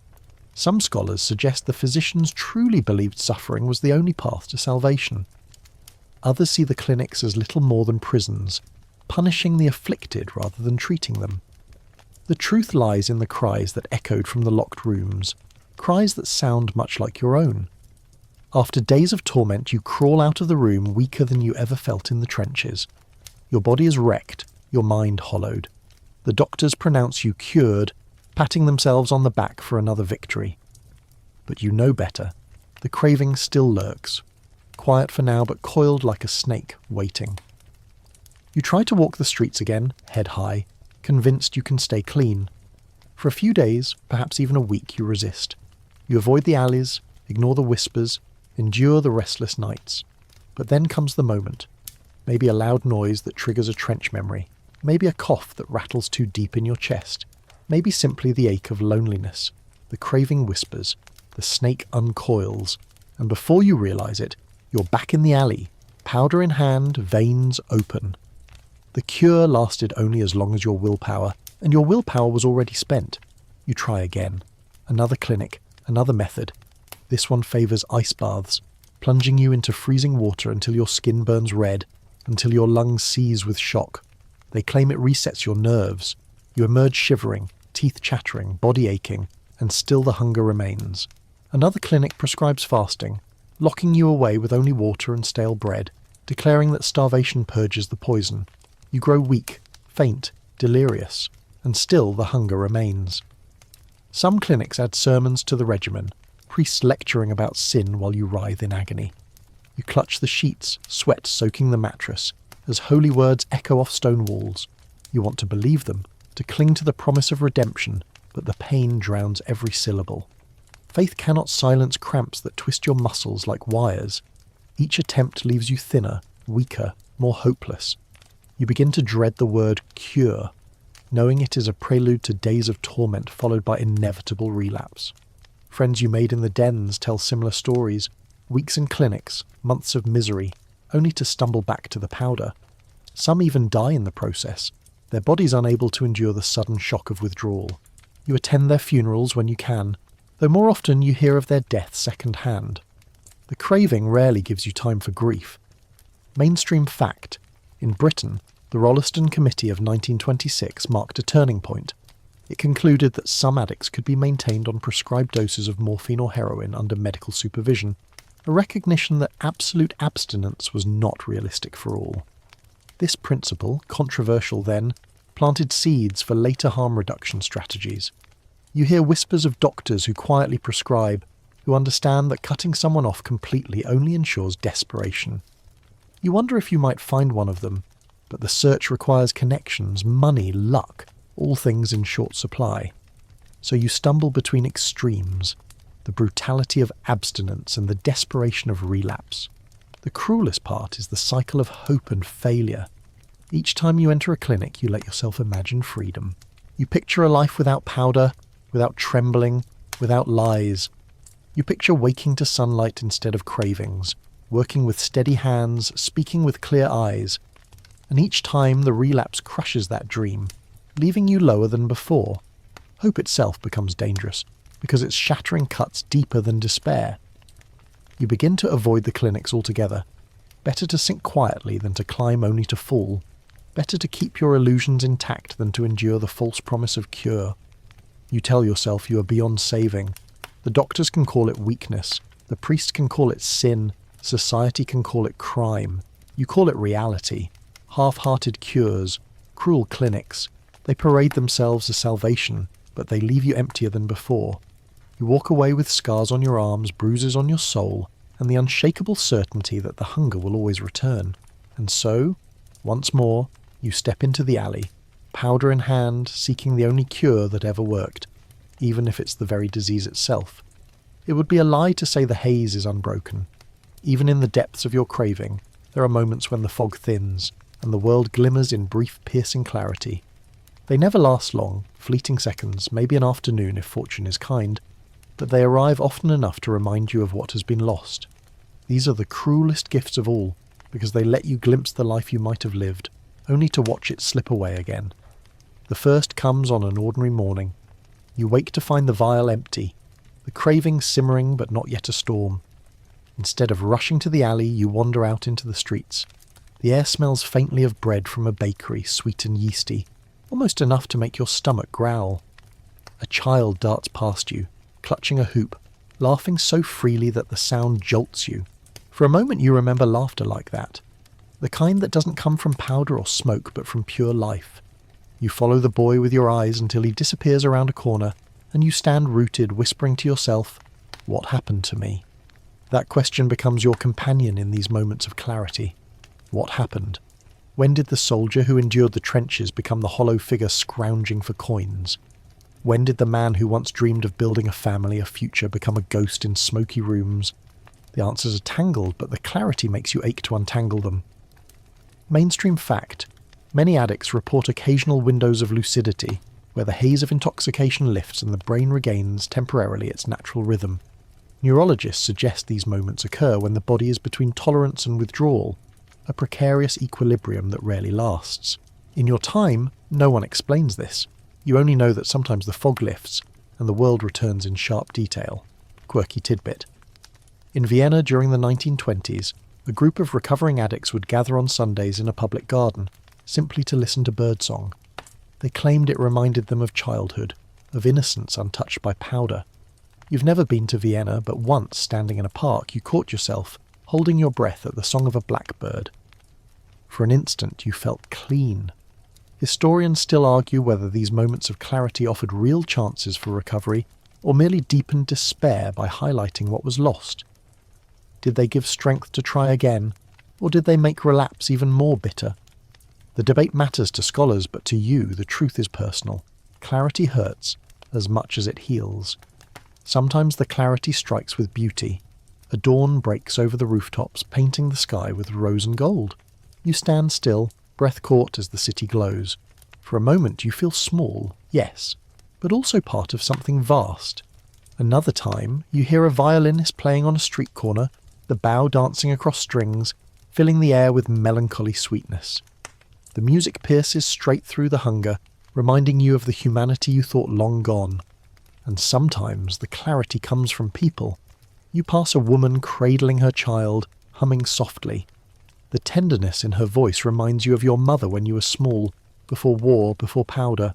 Or you glimpse a comrade from long ago, his uniform replaced with a workman's jacket, his eyes tired but clear. You want to call out, to reconnect, to confess everything. But the moment passes, and you sink back into shadow. These glimpses are fragile, they shatter easily. A backfiring car can snap you back into panic, a sudden craving can wash the beauty away.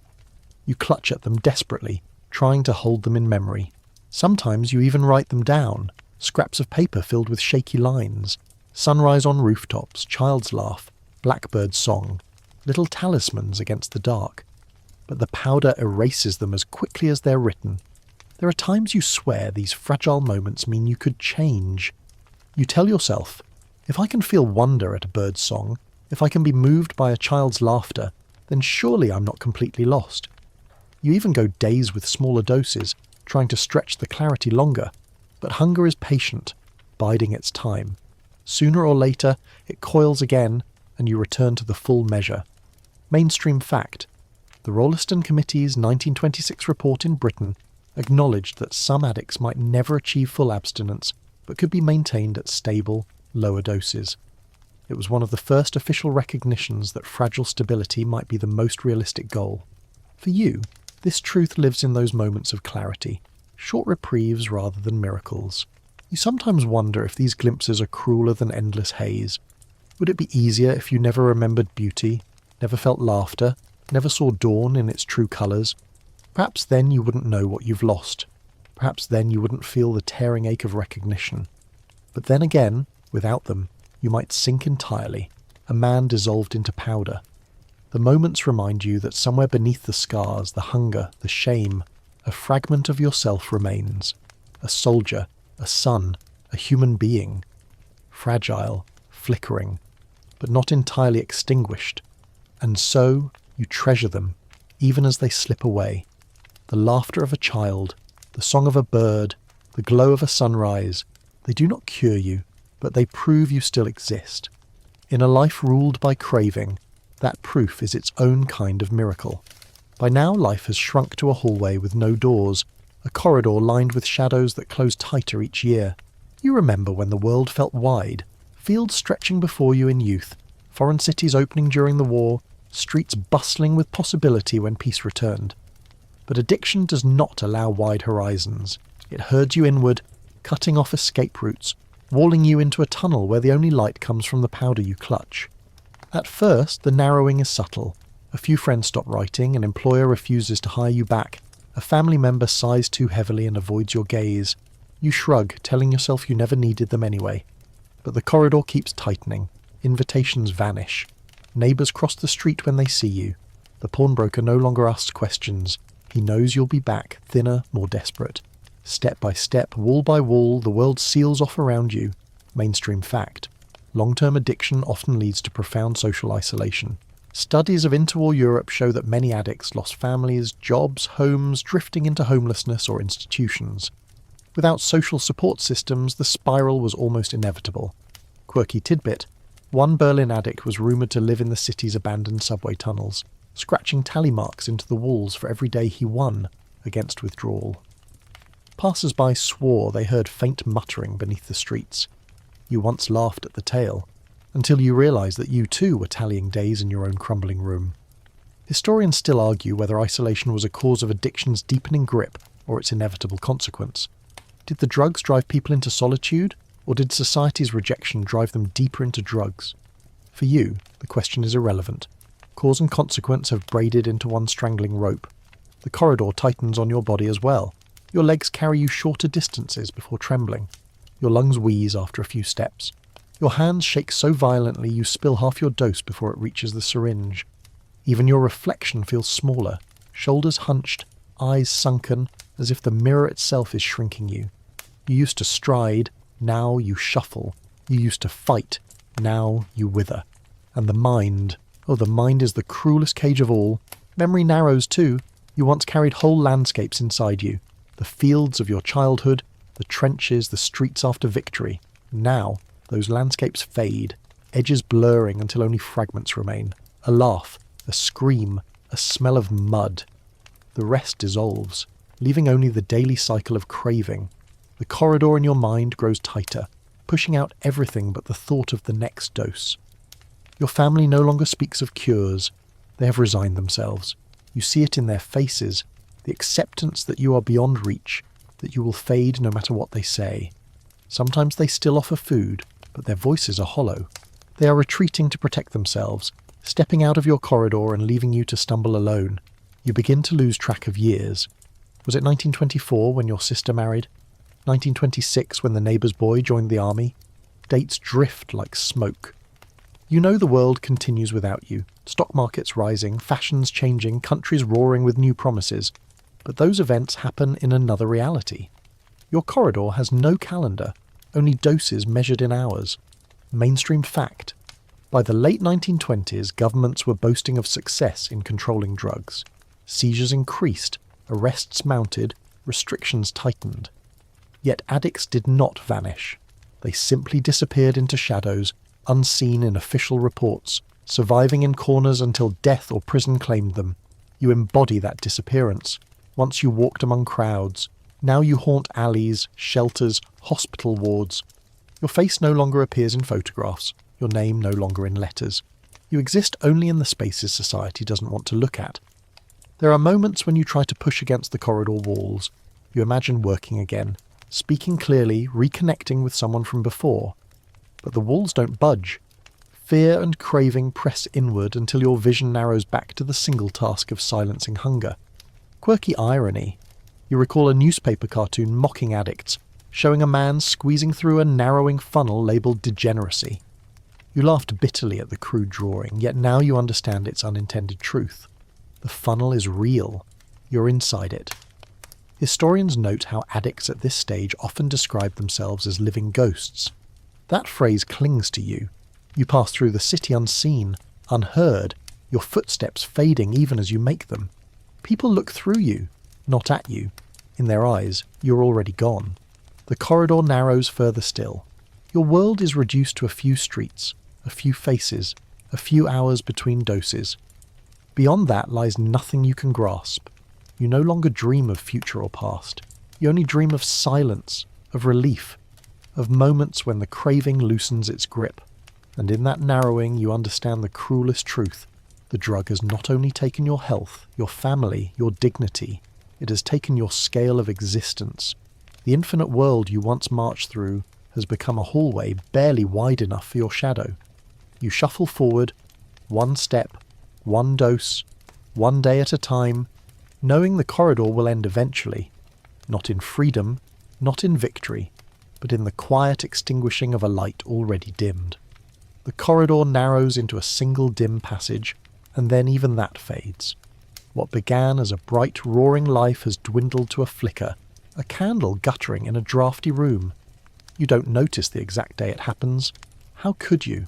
But one morning you realise you're no longer living in the world of the living.